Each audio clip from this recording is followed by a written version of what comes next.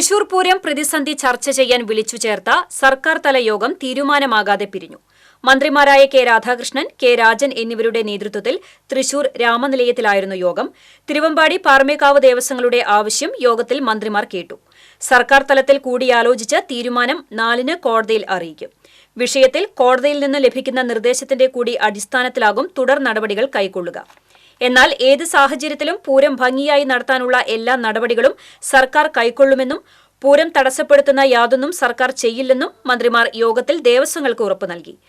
തൃശൂർ പൂരത്തോടനുബന്ധിച്ചുള്ള എക്സിബിഷന് ദേവസ്വത്തിൻ്റെ സ്ഥലം വാടക കൊടുക്കുന്നതുമായി ബന്ധപ്പെട്ടുകൊണ്ട് കോടതി ഇടപെടലുണ്ടായിട്ടുണ്ട്.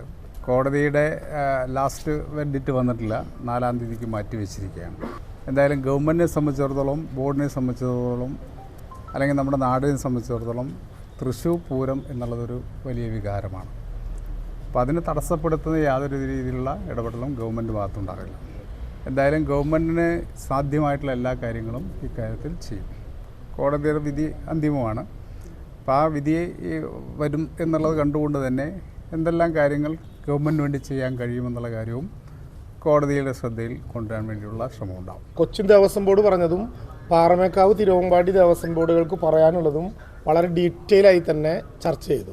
ചർച്ചയുടെ ഒരു ആകത്തുക തൃശ്ശൂർ പൂരം അതിഗംഭീരമായി നടക്കും, അതിലൊരു തടസ്സവും ഉണ്ടാകില്ല. ആ പൂരം നടത്താൻ തടസ്സമില്ലാത്ത വിധത്തിലുള്ള ഒരു സമീപനം കേരളത്തിലെ ഗവൺമെന്റ് എടുക്കും. കൊച്ചിൻ ദേവസ്വം ബോർഡ് പ്രതിനിധികൾ TN. Prathapan MP, P. Balachandran MLA അടക്കമുള്ളവരും യോഗത്തിൽ പങ്കെടുത്തു. യോഗം തീരുമാനമാകാതെ പിരിഞ്ഞതോടെ പൂരം പ്രതിസന്ധി തുടരുകയാണ്.